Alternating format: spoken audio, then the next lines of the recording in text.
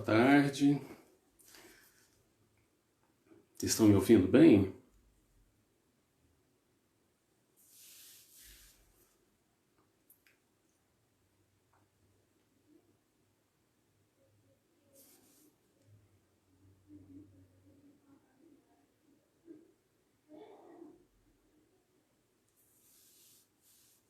Ah, que bom. Guardando a Márcia Tiburi entrar. Boa tarde, Matheus.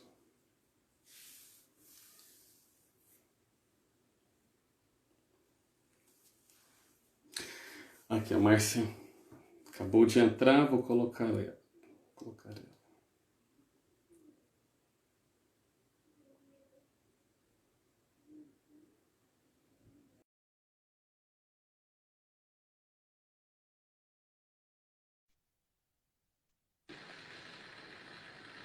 Olá! Olá, Márcia, tudo bem? Oi, tudo, e você? Tudo bem? Tudo jóia. Aí já são 10 horas da noite. É sim, já é tarde, mas tudo É, bem. tudo bem, né? Então vamos aproveitando, né, nosso tempo Vamos, enquanto as pessoas vão entrando. então vamos. Vamos lá. Eu queria então só dizer oi para todo mundo que está entrando aí. Dizer um pouquinho da Abrepaz, que é uma associação brasileira espírita de direitos humanos e cultura de paz. Nós surgimos no Dia dos Direitos Humanos, no dia 10 de dezembro de 2018, após aquela campanha eleitoral cheia de discursos de ódio e ameaças e falas e práticas que nos amedrontou pelo teor fascista autoritário. E também nos assustou o fato de percebermos que dentro do movimento espírita, que deveria ser um movimento que fala e pratica o amor, né?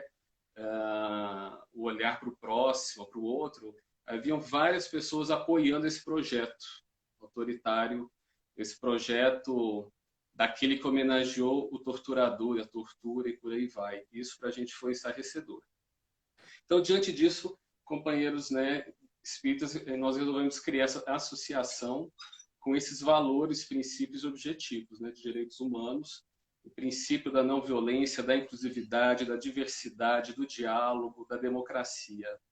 Então, Márcia, é daí que nasce a Abrepaz, Uhum. e assim como nós outros, vários coletivos espíritas também surgiram com esse mesmo objetivo. Então, a gente tem, inclusive, se apoiado, dando força uns para os outros. E a gente vai fazer essa live aqui, é um bate-papo. A gente anteriormente ia fazer um esquema de entrevista, né? O quase entrevista, mas por razões técnicas a gente vai fazer então aqui no Instagram. E eu queria te apresentar antes de te passar a palavra, tá? Para as pessoas. Acho até que dispensa a apresentação, mas eu faço questão. Márcia Tiburi é escritora e professora de filosofia da Universidade Paris 8. Ela é autora do livro Como Conversar com o Fascista, reflexões sobre o cotidiano autoritário brasileiro, que inclusive é o tema dessa nossa conversa.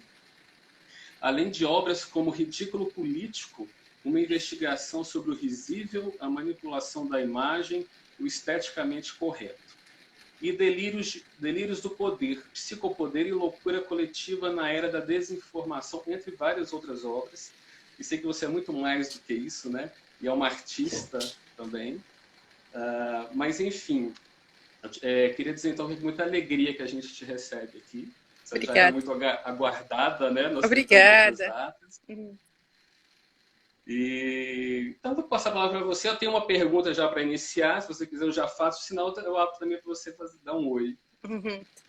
Então, quero agradecer o convite de vocês da Abre Paz para esse evento. Realmente nós tentamos bastante, né, encontrar essa data e a gente sempre tem muita coisa para fazer, vocês e eu, então eu fico feliz que agora a gente possa fazer essa conversa. Agradeço muito e louvo a preocupação de vocês nesse momento, porque acho que todos os grupos da sociedade, todas as religiões, as espiritualidades, as pessoas, enfim, que têm desejo de democracia precisam realmente se mover.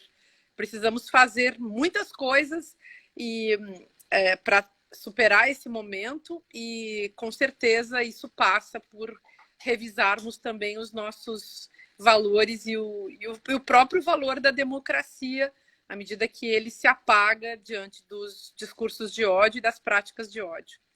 Então, obrigada por esse convite. Vamos lá, vamos às suas perguntas ou colocações. Umas colocações para a gente trocar e construir um pouco desse saber, né? Eu queria primeiro começar para a gente conceituar para as pessoas o que é o fascismo, inclusive o fascismo na prática, no cotidiano. Uhum. Porque aquele que tem a prática fascista, em geral, não se considera fascista. Uhum. E é provável que ele considere o outro o fascista, menos ele. Uhum. É possível que ele compreenda que aquele que é o oprimido, né, no sistema, seja ele a ameaça e ele é que é o fascista. E não aquele que o exclui e que o coloca no termo que você usa no seu livro, né, no conceito de matabilidade, aquele que pode ser morto, é matável, né, é excluído, inclusive além da violência simbólica, mas a física também, né? Uhum. Então, o que seria o fascismo, esse fascista do cotidiano? Vamos falar disso, que é importante. Então, obrigada pela sua colocação para dar o início, né, dessa nossa conversa. O que é o fascismo? Essa é uma grande questão, porque essa palavra tomou conta da cultura cotidiana. Hoje em dia se fala muito nisso. Na época que eu escrevi esse livro, não se falava nisso, ou se falava muito raramente. E naquela época, meu livro também foi bastante criticado, porque muitos consideravam que era uma expressão exagerada. Eu tenho dado muitas aulas e conversado muito com as pessoas sobre isso. E também vou lançar um livro novo, que se chama... Vai sair em outubro, que se chama Como Derrotar o Turbotecno Macho Nazi Fascismo, que é um nome, digamos, para brincar também um pouco, né? Ou para provocar uma reflexão sobre a monstruosidade que a gente está passando, porque é um sistema de opressão, digamos assim, uma opressão muito completa. E o fascismo, sobre o qual falava em 2015, eu usava essa expressão, e podemos usar até hoje, num sentido genérico. Então, a gente fala de fascismo como uma tecnologia política, a gente fala de fascismo como um jogo de linguagem, e que implica justamente esse discurso de ódio. E por que ele é um jogo de linguagem? Porque ele tem uma função e ele funciona dentro de um contexto. E nessa medida nós poderíamos também mudar esse jogo de linguagem. Nós não estávamos nesse jogo de linguagem antes de 2013, por exemplo. Então, o ódio ele foi implantado no nosso país. Mas tem muitos livros que as pessoas podem ler para entender o que é fascismo, de um ponto de vista histórico, por exemplo. Às vezes eu cito um livro é um clássico, assim, que saiu na década ali dos anos, sei lá, começo dos anos 2000 e poucos. Saiu um livro de um sujeito chamado Paxton, que chama A Anatomia do Fascismo. Por exemplo, quem quiser compreender o fenômeno histórico, como Mussolini deu nome para isso, mas como já se usava o termo fascio, né, antes na Itália, e os pensadores que já estavam desconfiados também da existência de uma tendência autoritária dentro das democracias, como Tocqueville, por exemplo. Mas eu usava essa expressão no sentido genérico, como ela vem sendo usada desde a época de Mussolini, inclusive. Quando Mussolini lança o nome fascismo para falar do seu movimento, esse termo já começa a ser usado por vários intelectuais na Itália. Depois, quando surge o nazifascismo, muitos intelectuais, inclusive alemães, continuam usando o termo fascismo só, para falar dessa tendência autoritária genérica que está presente nas democracias e que tem aí que vem o problema. Por que o fascismo acontece? Então, se vocês pegarem, por exemplo, Umberto Eco, naquele livro dele do Fascismo Eterno, para ele, o fascismo é uma forma autoritária também geral, que de tempos em tempos volta à cena, e essa é muito a ideia dos teóricos da escola de Frankfurt, que também falam disso. O Adorno, por exemplo, que eu sempre falo, porque eu estudei muito esse filósofo, ele fala do fascismo como como uma espécie de, vamos dizer assim, tendência geral, e como uma espécie de sistema organizado também, e que nasce de uma forma exacerbada e tem vários aspectos, mas digamos assim, de uma racionalidade que, quando extrapola o seu próprio sentido, ela deixa nascer a própria irracionalidade. Mas, para traduzir isso em termos bem simples, o que quer dizer? É como se a sociedade como um todo, a sociedade como um todo, talvez isso também deixa muito abstrato, vamos colocar assim, as massas. Quem são as massas? As massas não são formas grupais que pré-existem aos fenômenos. Então, nós podemos criar uma massa. A gente está aqui na nossa pequena live com algumas pessoas nos escutando.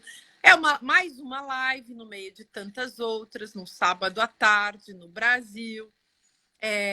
A gente poderia ser uma atração tipo a Anitta e ter 1.000 pessoas, ou 2.000 pessoas, ou 5.000 pessoas. E, digamos, é a atração que forma a massa. Então, eu e você não somos atrações capazes de formar a massa. Talvez se tivesse uma pessoa aqui fazendo alguma coisa escandalosa, ou matando alguém, ou dançando nu, ou provocando alguma coisa chocante, né? Se a gente estivesse aqui manipulando, fazendo mágica, manipulando cobras, sei lá, tirando o coelho da cartola, ou fazendo uma striptease, ou falando alguma coisa muito escandalosa, talvez então a gente conseguisse produzir a massa. Mas quem é a massa? Massas são formações de grupos que vão perdendo justamente o seu contorno e a sua característica diante de um fenômeno. Então, as massas não existem antes. Tem que produzir um fenômeno para produzir a massa, né? E eu estou falando isso porque o fascismo, ele não pré-existe. O fascismo, ele precisa da massa. Então, ele precisa produzir a massa. Para produzir a massa, ele precisa de um espetáculo, de uma produção com um personagem, com um discurso, com um staff, com uma cena. Tem toda uma construção cênica que permite o avanço do fascismo. Vai formar essas massas que vão ficar extasiadas diante, por exemplo, de um líder autoritário, que seria o personagem fundamental para uma cena dessas que quer produzir massas. Em outros termos, a gente pode dizer que o fascismo é um tipo de tecnologia política populista. Populista significa o quê? Precisa produzir uma massa, mas é a massa que é produzida, não o povo. Então, não é... A gente fala em populismo, as pessoas... Antigamente se falava em povo. Mas hoje nós podemos definir a massa, né? Existe uma massificação, não é uma populização, é uma massificação. E o fascismo depende disso. Então, é uma tecnologia política que cria as massas para que essas massas façam um determinado movimento na sociedade. Qual é esse movimento? O movimento de garantir o poder dos líderes autoritários que criaram as massas. Esses líderes autoritários sempre estão ligados, são figuras sempre carismáticas, sempre ligadas aos oligarcas de cada país. Então, não existe nenhum desses tiranos que não esteja amparado pelos capitalistas dos seus países. E se visa com isso justamente sustentar o poder político associado ao poder do capital. Então, por isso que também as pessoas ficam perguntando, mas como? Mas é estarrecedor, mas é irracional. Sim, é tudo isso, mas a racionalidade toda desse processo que leva as pessoas à irracionalidade, leva cidadãos comuns a se entregarem de corpo e alma a essa loucura, mas, no fundo, tem um objetivo muito claro, que é a manutenção do poder na mão de determinados grupos que manipulam esses grandes grupos que perdem os seus contornos, que são, então, as chamadas massas, né?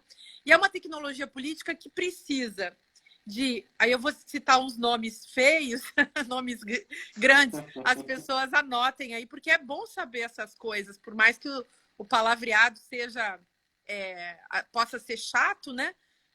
Isso é bom das pessoas saberem, porque são nomes que a gente vai dando para os bois para entender o fenômeno, né? Porque para poder superar esse fenômeno, a gente também precisa, evidentemente, compreendê-lo. Então, que tipo de poder é esse poder do fascismo? É um tipo de poder que envolve sempre um poder sobre o corpo e a mente e a ação das pessoas. Então, é um poder que ele tem como prática cotidiana, ele precisa esvaziar as pessoas da sua subjetividade. Precisa fazer essa tecnologia política, que é o fascismo, aliás, para poder fazer com que existam as massas, ela precisa ir para cima de cada indivíduo, esvaziar esse indivíduo, deixar só a casca, né? E esvaziar subjetivamente, ou seja, deixar a pessoa sem pensamento próprio, sem emoção própria e sem capacidade de decisão própria. Então, em outros termos, a gente pode dizer que há, de fato, um esvaziamento do sujeito, um esvaziamento da alma, da capacidade de pensar, de sentir e de agir por conta própria. E você, então, sai da sua condição de pessoa, indivíduos, isolado, que todos nós somos, a gente entra em contato, entra em comunicação. Mas nós somos pessoas isoladas, somos indivíduos. Isso significa que não somos mônadas que podemos entrar em contato. Mas, por que eu estou colocando isso? Porque a pergunta que cada pessoa tem que se fazer é: como é que eu, sendo uma pessoa individual, sendo esse corpo aqui, com essa história que eu levo comigo, com meus medos, meus anseios, meus desejos, minhas vontades, minhas competências, minhas incompetências, sei lá, as minhas características humanas, meus acertos, meus erros, né? Como é que eu posso abandonar essa minha condição que me faz pensar em mim e aceder e me entregar a uma perspectiva de massa? Para que isso aconteça, uma pessoa precisa ter sido cancelada na sua capacidade de pensar. Então, fazer essa pergunta é proibida, é proibido. O Adorno, que eu citei hoje, ele fala que o principal inimigo do fascismo é o pensamento reflexivo.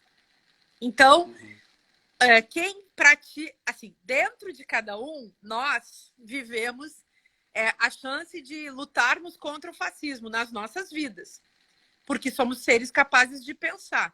Mas se nós deixamos de pensar, já nos tornamos vítimas potenciais do fascismo, né?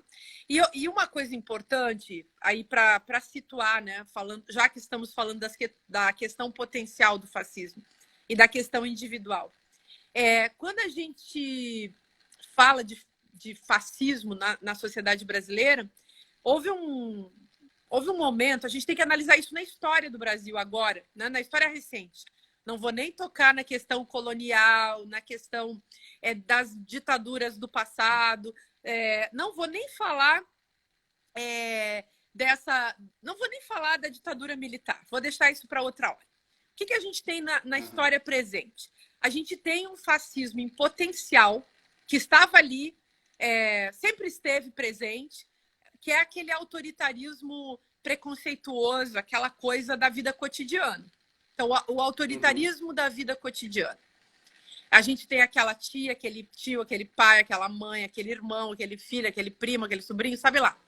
Cada um tem os seus na família. Às vezes, o colega de trabalho, o vizinho, né? Mas estavam todos, digamos, quietos. O fascismo em potencial, ele é um fascismo sempre envergonhado. Porém, como diz o Adorno, que fala sobre isso num livro chamado A Personalidade Autoritária, que é de 1950, ele fala, olha só, esse fascista em potencial é o sujeito que está sempre em estado de prontidão. Ou seja, se aparecerem os agitadores fascistas, esse indivíduo pode entrar dentro do movimento fascista. Aí ele vai sair às ruas. No caso do Brasil, quantos saíram na Avenida Paulista vestidos de verde e amarelo, chamando pela ditadura militar? Quantas? É triste de ver, você levantou a questão da população espírita, que é realmente um contrassenso absurdo apoiarem qualquer pessoa que tenha uma crença religiosa voltada para o amor ao próximo, não pode, de jeito nenhum, ser fascista. Mas, na história do judaico-cristianismo, infelizmente, o urfascismo, o fascismo eterno do qual falava Humberto Eco, anda aí muito atrelado ao cristianismo, infelizmente. E isso conspurca a própria imagem de Jesus e a própria ideia que Jesus representa. Bom, mas sigamos. Isso é assunto também para a gente discutir uma outra hora, né? Então, é importante que a gente compreenda que esse fascismo em potencial entrou em ato. Ele saiu da potência e veio para o ato. Então, aquilo que era potencial na época que eu escrevi o meu livro ainda era potencial, mas já estava aparecendo. Isso se intensificou. A gente fez a passagem do fascismo em potencial para esse fascismo que já está num nível alucinado, num nível estatal. Quer dizer, um fascista chegou ao poder e daqui para frente não sabemos o que esse fascista é capaz de fazer, mas podemos imaginar, considerando que nesses 2 anos, 1 ano e meio de governo, esse governo fascista já fez muita coisa contra as pessoas. Então, já fez muita coisa contra o país e tem se manifestado. Por que podemos dizer que é fascismo? Porque, nesse sentido genérico, é um tipo de autoritarismo organizado como tecnologia política para lixiviar subjetivamente as massas, para esvaziar as consciências, oferecendo a elas diariamente, vamos dizer assim, choques mentais, físicos, emocionais.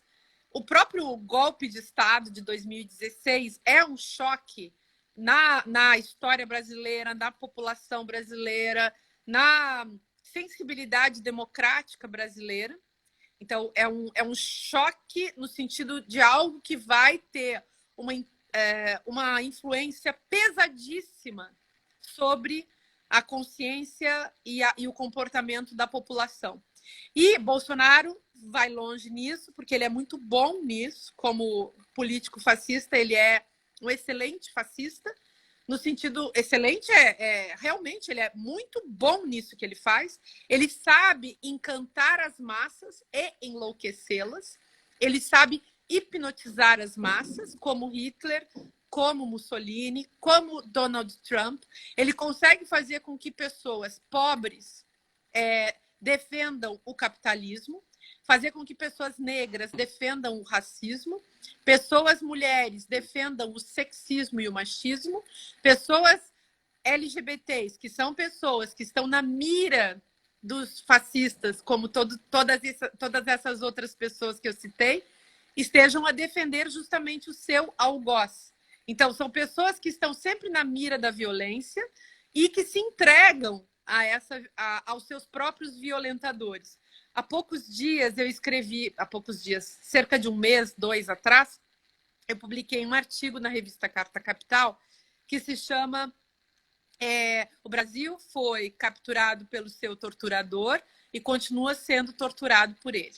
Então, nesse artigo, que é breve, que é 1 ou 2 páginas, e as pessoas podem tentar ler para ter um resumo da ópera, é um artigo no qual eu tento mostrar justamente qual é o vínculo, qual é o processo que leva Bolsonaro daquele discurso elogiando um torturador em 2016 até agora, como é que ele chega ao poder, qual é o elo, qual é o código que ele aciona, qual é o afeto que ele manipula a partir daquele momento notável, fundamental e tétrico, evidentemente, apavorante, mas um momento, sem dúvida, fundamental da política brasileira e do próprio personagem, porque ali é um momento, vamos chamar assim, apoteótico, em que Bolsonaro realmente se torna o grande rei. Claro, é um rei grotesco,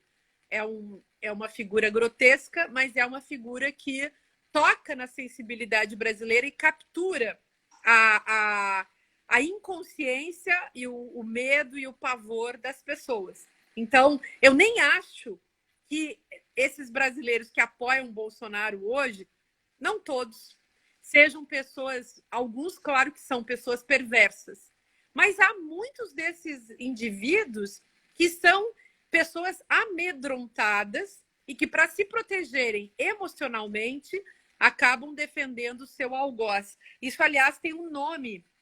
As pessoas podem procurar o que se chama Síndrome de Estocolmo. É o momento em que você está totalmente apavorado pelo seu sequestrador, pelo seu torturador, e você começa a defendê-lo apavorado, justamente porque você precisa sobreviver emocionalmente. Então, é mais fácil você acreditar que aquela pessoa não é tão má e que ela vai deixar você em paz, que ela não vai te matar, né? É bastante triste, e é óbvio que a gente precisava, assim, a população brasileira que está entregue a esse fenômeno precisava realmente fazer análise, precisava de ajuda realmente profissional. Desculpa eu te dar uma resposta tão longa para essa pergunta que você fez, mas eu não falei nada, ainda falei só a pontinha do iceberg do nosso problema, né? Mas acho que as pessoas podem considerar que o fascismo é tanto uma formulação que a gente pode aplicar à subjetividade, a gente pode dizer esse indivíduo é um fascista porque ele tem determinadas características que envolvem o autoritarismo, mas é uma síndrome, né? É uma submissão autoritária a um líder autoritário, é uma agressividade autoritária contra outras pessoas. E aí, todas as características psicológicas que têm a ver com o estado de paranoia. O que é a paranoia? Você se sente o centro do mundo, não existe mais o outro, a alteridade. Os outros deixam de ter razão, os outros deixam de ser... Aliás, os outros são apagados. E o ódio passa a ser uma espécie de afeto generalizado que faz a mediação para todas as relações. Então, não há mais relação justamente com a alteridade, seja a outra pessoa, seja a outra cultura, seja a outra perspectiva política, e isso tudo, claro, com a intenção de aniquilação desse outro, de aniquilação da própria sociedade. Por isso que no extremo se chega ao que a gente está vivendo hoje no Brasil, e que pode piorar, que é esse princípio de morte, né? Esse instinto ou pulsão de morte, como dizia o Freud, e que tem a ver justamente com uma entrega total, uma espécie de elogio da morte. Isso implica uma inversão total dos valores dos seres humanos, né? Nós desejaríamos viver bem com a natureza, viver bem nas nossas cidades, nos nossos países, viver bem com as outras culturas, viver bem com, enfim, com os ecossistemas, mas para a perspectiva fascista, nada disso importa, porque o que importa é levar tudo e todos à morte, inclusive eles mesmos. E isso é o que deixa as pessoas mais estarrecidas, porque as pessoas pensam, mas quando chegar na casa deles, quando chegar na família deles, eles param de ser fascistas. Não. Uma personalidade tomada pelo fascismo é capaz de não sentir nenhum tipo de dor. Porque essa é uma característica dessa personalidade, não ser capaz de entrar em contato nem sequer com a própria dor, quiçá com a dor alheia. Não tem como. Então, são pessoas totalmente frias. Só que essa frieza também não foi inventada por elas. Esse é um ponto. Então, a sociedade cria os seus fascistas. E é possível educar uma criança para o fascismo. A minha pergunta, a tua pergunta continua me fazendo responder longamente, mas só queria dar uma dica. Hoje é sábado, para quem tiver chance, eu recomendaria que assistissem um filme chamado A Fita Branca. A Fita Branca é um filme, sei lá, já deve ter uns 10 anos, do Michael Haneke, que é um cineasta austríaco. Procurem. É um filme maravilhoso, foi indicado a vários prêmios e fala sobre a geração que era a geração de crianças que depois se tornou adulta na época do fascismo. Então, como eram aquelas crianças? É importante assistir esse filme. Vocês vão ter uma aula ali sobre a psique, sobre a estrutura familiar, sobre a participação das instituições na produção da personalidade ultra autoritária, essa personalidade que chega a ser perversa. Desculpe a longa resposta. Olha, mas a resposta foi tão perfeita, tão bem elaborada, e eu sei que uma coisa puxando a outra, e foi assim uma delícia te ouvir. Obrigada. Né? Então não cabe desculpas, cabe agradecimentos.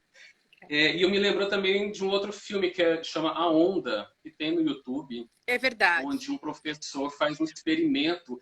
Eu não posso dar spoiler, mas o professor que é anarquista, vamos dizer assim, contra qualquer tipo de estrutura de poder, né? E ele resolve fazer um experimento na sua sala de aula, e ele implanta um regime, uma cultura fascista em uma semana. Isso. E gera um caos, e aí é bom que as pessoas assistam. Justamente. E você foi me falando, me veio muita coisa.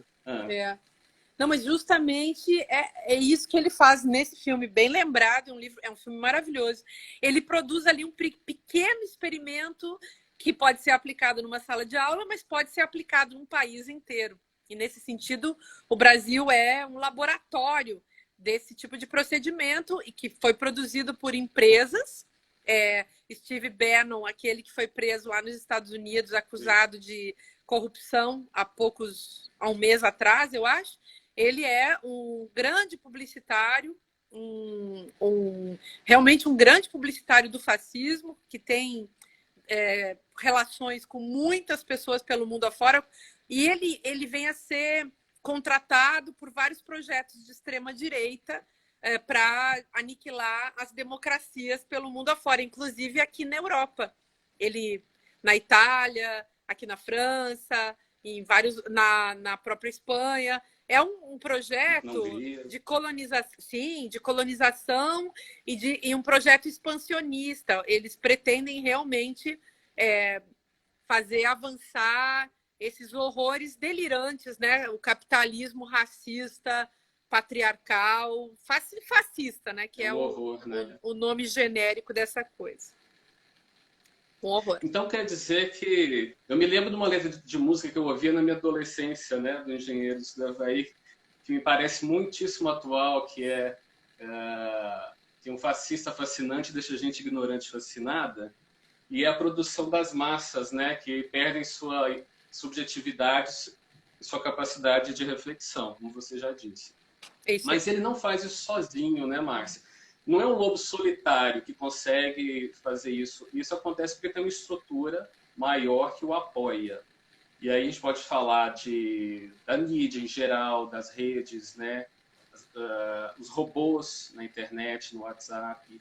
e inclusive estruturas que deveriam ser salvaguardas um pensamento diferente, mas não são, e eu lembro das igrejas, principalmente as neopentecostais, mas eu coloco o movimento espírita junto, para não dizer que eu estou falando do outro, a gente tem que falar da gente também. Então, e aí eu tenho um artigo do Fábio Pi, um teólogo, que ele traz o conceito de cristofascismo, que eu acho que não é nem ele que criou, acho que já existia antes, que diz que o cristofascismo seria uma forma de governança baseada no fundamentalismo que pratica o ódio aos diferentes, às minorias e aos pobres.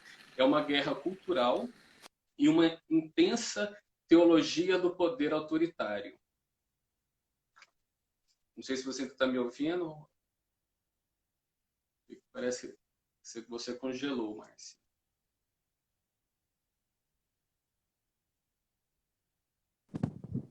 Samuel, você me ouviu?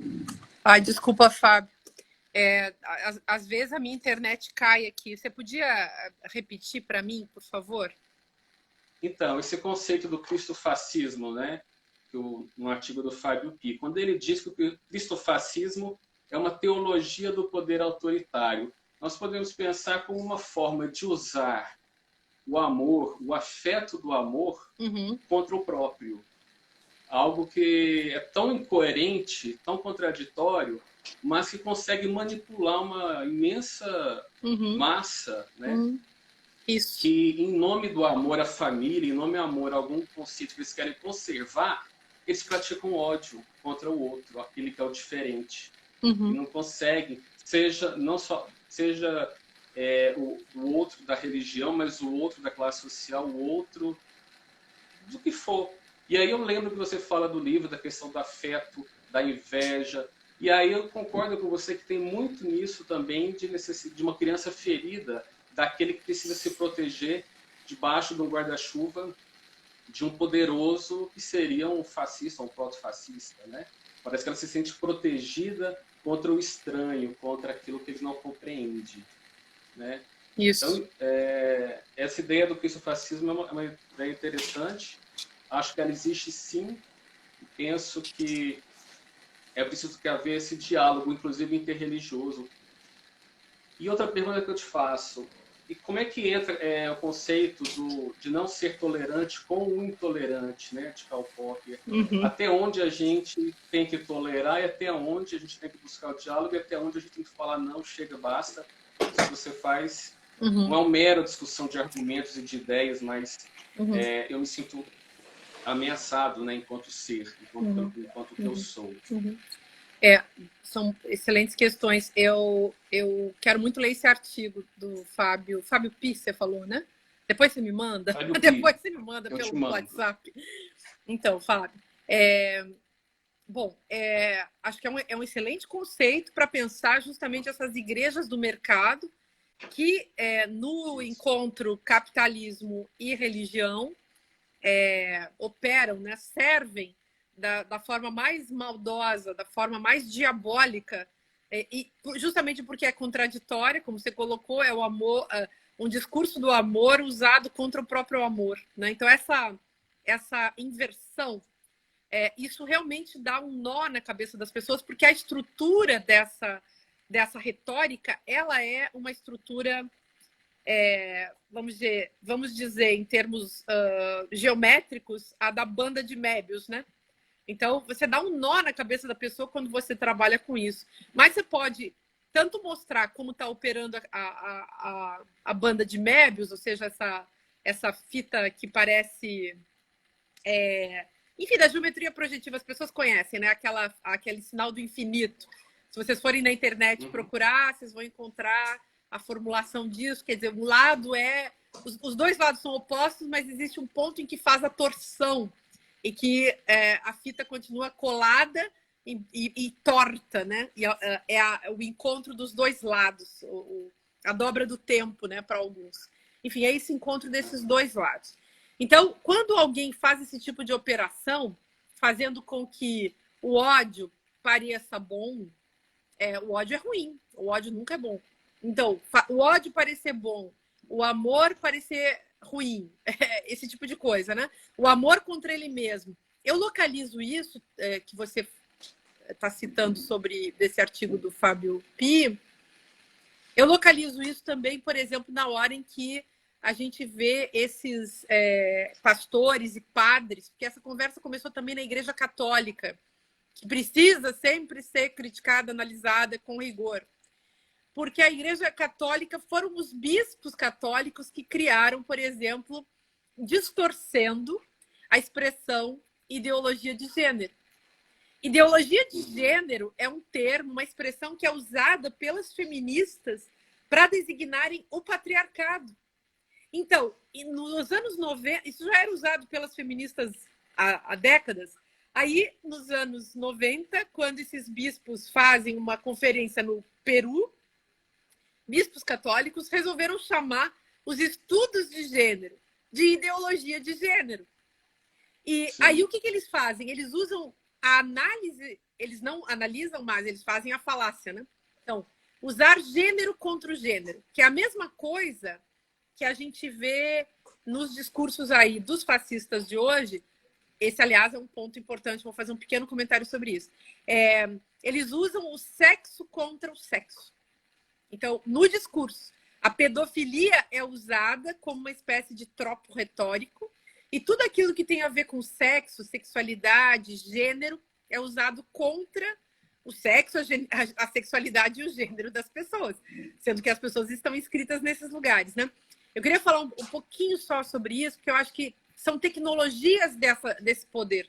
E aí a religião vem junto, a religião manipula esse tipo de discurso. O racismo reverso também é uma forma de inversão. Sim. Né? Então exatamente, é perfeito, é isso. Sempre é preciso dar esse nó na cabeça das pessoas, que é o que o Bolsonaro faz de um jeito muito escandaloso, na hora em que ele, por exemplo, toda a população brasileira sofrendo sob o Covid, e as pessoas morrendo, e ele chega e, convocado na sua figura de autoridade, de presidente, que deve dizer alguma coisa para amenizar o sofrimento da população, não só ele deve fazer, mas ele também deve fazer com o discurso, dizendo coisas boas que possam amenizar o sofrimento da população. E o que ele faz? Ele diz, e daí? Aquele e daí dá um nó na cabeça das pessoas, inclusive das pessoas que gostam dele. As pessoas que gostam dele, que não conseguem se liberar dessa devoção fascista ao líder autoritário, essas pessoas são ainda, digamos, mais estimuladas a permanecerem achando que ele tem razão e estão distorcendo o sentido da morte, que leva a uma distorção do sentido da vida, e estão aderindo e intensificando uma posição que realmente produz um nó, vamos chamar assim, de nonsense, né? Você fica perdido na falta de sentido. O Bolsonaro tira o chão das pessoas diariamente. E ele se coloca como sendo o caminho, a verdade e a vida, apesar de tirar o chão das pessoas, como se ele fosse o novo lugar no qual as pessoas podem se segurar, né? Então, tem sempre é o que os pastores das igrejas, do mercado fazem. É o que qualquer líder religioso que não tenha realmente amor no coração, que não seja alguém responsável e ético faz. Então, existem vários líderes religiosos que são pessoas honestas e decentes, mas, infelizmente, a fé pode ser manipulada com o objetivo do poder. E aí há muitos líderes antiéticos nas religiões, em todas as religiões. No judaico, cristianismo, islamismo, no espiritismo, no candomblé, na umbanda, enfim, no budismo. Sempre existem esses líderes que precisam, ou seja, que não têm ética, que precisam ser destituídos do seu lugar, porque não tem ética, que é uma palavra que a gente tem que voltar a discutir, Fábio, que eu acho que é urgente também. Sim, e aí me lembro da ética da alteridade do Levinas, que ele ele relembra o que Adorno fala, que o papel da educação é evitar que aconteça novos Auschwitz, né? Então, é preciso praticar essa alteridade. E aí, eu entendo que o diálogo é o grande recurso para isso. A gente conseguir estabelecer diálogos. E como você diz, na verdade, lá no livro, diálogo não é conversa entre pares, inclusive. O diálogo com o outro está em uma outra instância. E eu vi muitos companheiros, por exemplo, no movimento espírita, que não suportaram os ambientes tóxicos, conservadores e bolsonaristas, e acabaram se afastando dos seus grupos, ou casas espíritas, tal, por não suportar aquele ambiente, por serem silenciados também, seja de uma forma simbólica, mas às vezes se torna insuportável. E aí a gente precisa arrumar força dentro de nós e uns com os outros, com os pares, para retomar essa disposição para o diálogo, né? Uhum. Porque senão eu acho que a gente vive uma grande crise de ressentimento de ambos os lados, acho que de todos, sabe? Sim. Acho que todos estamos muito ressentidos. Me lembro que quando deu o resultado da eleição, eu caí na cama, prostrado, e custei a levantar, porque eu não acreditava que fosse possível que o Brasil chegasse a esse ponto. Em fato, sim. Sim. Não, e olha que tem no movimento espírita uma ideia bastante propagada de que o Brasil seria um país que viesse a cumprir um papel na humanidade, uma espécie de país do futuro, a pátria do evangelho, o coração do mundo, algo que nos transforma como se fosse já predestinados a sermos bons. E isso é uma ideia que me causa espanto, me causa hoje um certo temor, porque essa predestinação me lembra muito da predestinação judaica também, dos judeus, e que faz a gente perder a conexão com o outro, porque nos achamos já bastantes. Somos superiores. Absurdo. E aí eu não consigo conversar com o outro. Eu fiz uma conversa com a Joana Porto, uma indígena, que é doutoranda em antropologia, e foi transformador, rico demais ouvir o outro. Então, eu queria saber quais esses caminhos que você pode nos propor para a retomada do diálogo, como fazer isso com aquele outro, né? Porque com os pares é mais fácil. Tá, ok, vamos nessa. Com os pares sempre é mais fácil, sem dúvida. Tem uma pessoa que está perguntando de livros para entender o neofascismo. O meu livro, Como Conversar com o Fascista, está publicado em espanhol pela editora Acal. Então, essa pessoa pode procurar esse livro. Agora, Fábio, domingo passado, eu gravei uma aula que está no Instagram, que as pessoas podem acessar facilmente pelo IGVT. Está lá, na minha página. Então, é uma aula em que eu falei justamente sobre a diferença entre bate-papo, conversa, discurso e diálogo. Assim, uma coisa é bater um papo. Uma coisa é, no meio de um bate-papo, pode até ser que surja algum sinal que me faça entrar num diálogo. Mas é difícil. Um diálogo não é uma conversa qualquer. Então, não é um bate-papo. Não é porque a gente bate papo. Muito menos se a gente bater boca. Aí é que não tem diálogo mesmo, né? Porque onde estou falando dessas expressões, porque o diálogo é o contrário da comunicação violenta. É comunicação sem violência. Discurso é um perigo, porque pode haver um discurso muito bacana anti-violência, mas pode também existir discurso pró-violência. Pode ter discurso violento. Um diálogo nunca produz violência, porque um diálogo é um processo complexo, não é sair conversando com as pessoas. A gente pode dialogar com livros que a gente leu, que a gente, sei lá, a gente pode dialogar com pensadores, pensadoras do passado. Ou, por quê? Porque o diálogo tem a ver com um acontecimento interno. O diálogo tem a ver com algo que se dá na minha subjetividade. O Platão dizia, por exemplo, que a filosofia é o diálogo da alma consigo mesma. Olha que bonito. É claro que ele pensava, claro, isso pode ser uma coisa que acontece eu comigo, ou alguma coisa que acontece entre nós também, porque a alma pode conversar. Eu acho isso bonito. Quer dizer, a alma pode conversar com a alma do outro. Então, aí vai acontecer um diálogo, na hora em que se dá um encontro entre a gente, um encontro que não é simplesmente um contato. Não é só porque a gente entrou em contato. Pode acontecer um diálogo. Pode ser, inclusive, Fábio, que eu dialogue com você ou você comigo sem que um faça isso com o outro.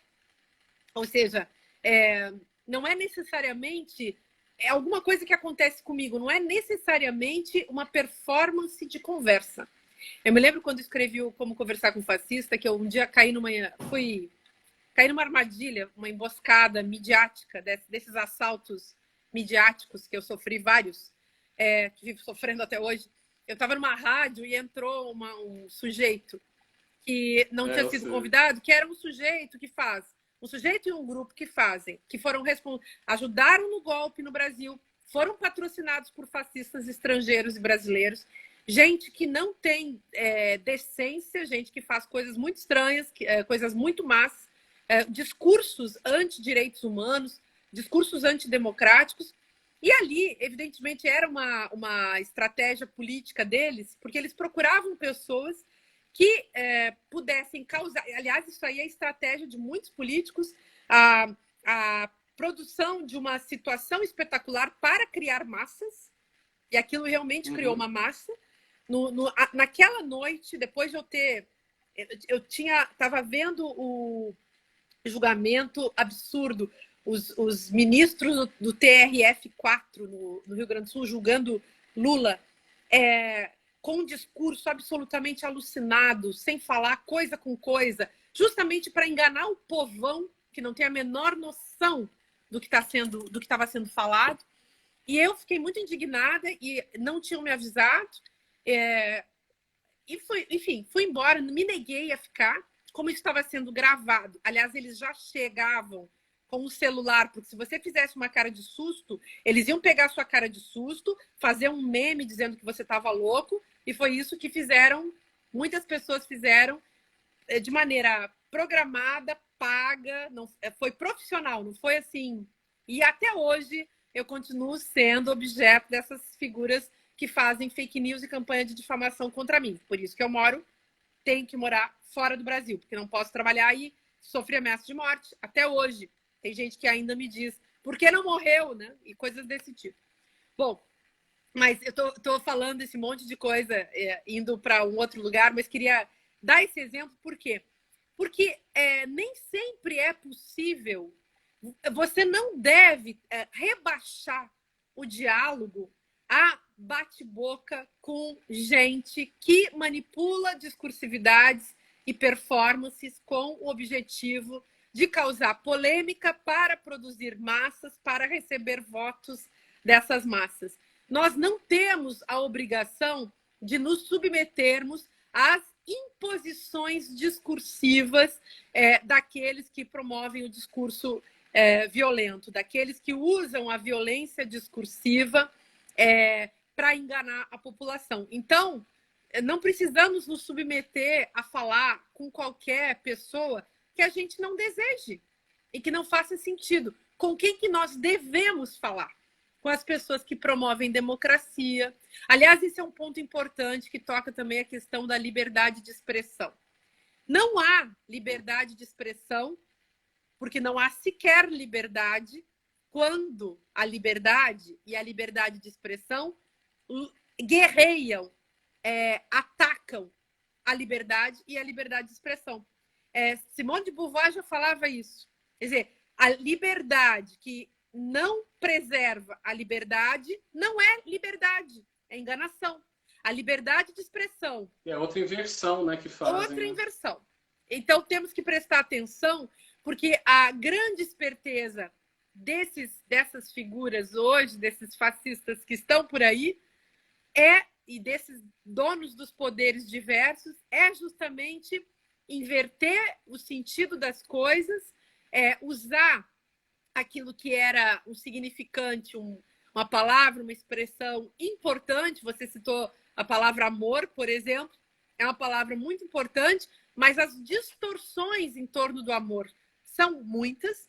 as distorções em torno da liberdade são muitas, em torno da liberdade de expressão e por aí vai. Inclusive em torno da questão do diálogo.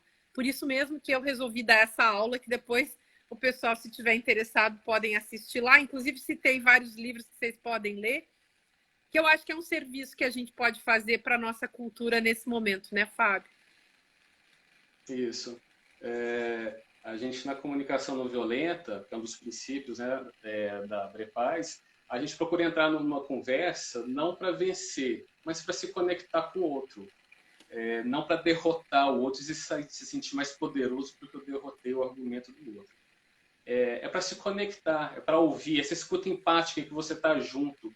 Isso é uma forma de amor. Como você falou, o amor está tão mal interpretado ultimamente que é importante que ele seja, às vezes, substituído por uma prática democrática, de alteridade e amorosidade. O nosso tempo está acabando, nós temos 4 minutos ainda, e aí eu quero já passar para você, mas dizer o seguinte, que a mentalidade democrática, eu gostei muito do seu conceito de mentalidade autoritária e mentalidade democrática no livro. Mentalidade democrática tem que saber conviver com os diferentes. A gente não pretende ter um pensamento único, a gente não pretende se sobrepor ao outro, mas a gente pretende entender quem somos, cada um, na sua subjetividade e o outro, e que a gente busque algo que seja bom para todos, que é o bem comum, que é o objetivo da política, né? Tão demonizada. O objetivo do fascismo é acabar com a política, dizer que ela não presta e que ninguém presta. Se, igual o Buber fala, que o sagrado está no entre, não está no eu nem você, está nessa relação, a política mora nesse entre, ela mora no espaço entre as pessoas, é ali que acontece. Então, dessa forma, a política também seria sagrada, algo deveria ser feito com total ética. Ética pensando em todos e não no interesse particular. Então, você teve uma experiência política, né, recentemente também. Então, eu queria saber como você vê essa política, que no Espiritismo não se pode falar em política, eles acham um dogma, e aqui na Brepaz a gente fala assim de política, porque a gente considera que é algo que trabalha e é necessário para o bem de todos. Uhum. Então, vai fechar você realmente. Tem, acho que 2 minutinhos. Enfim, mas Fábio, quero te agradecer e só colocar fazer uma colocação final, né, para a gente se despedir. Eu realmente acredito que a gente precisa voltar a falar de ética, não no sentido de moral e muito menos de moralismo, que é a distorção da ética. Outra distorção. Então, voltar a falar de ética para falar dessas 3 grandes questões que orientam a ética. Eu escrevi sobre isso num livro chamado Filosofia Prática. Então, a ética como aquilo que responde à pergunta: como me torno quem sou? O que estamos fazendo uns com os outros? E como viver juntos. Então, a dimensão política está dada nesse como viver junto.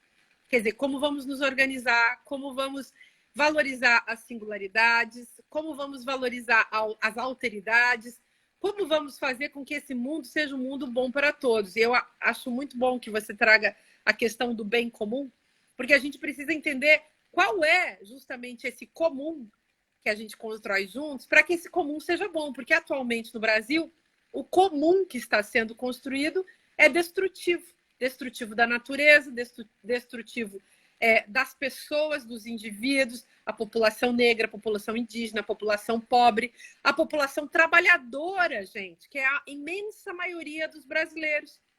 Aqueles que acham, que esqueceram, inclusive, que são trabalhadores. É importante a gente sempre lembrar que somos todos trabalhadores e trabalhadoras, com exceção da meia dúzia que são os donos da riqueza e do poder no nosso país e pelo mundo afora.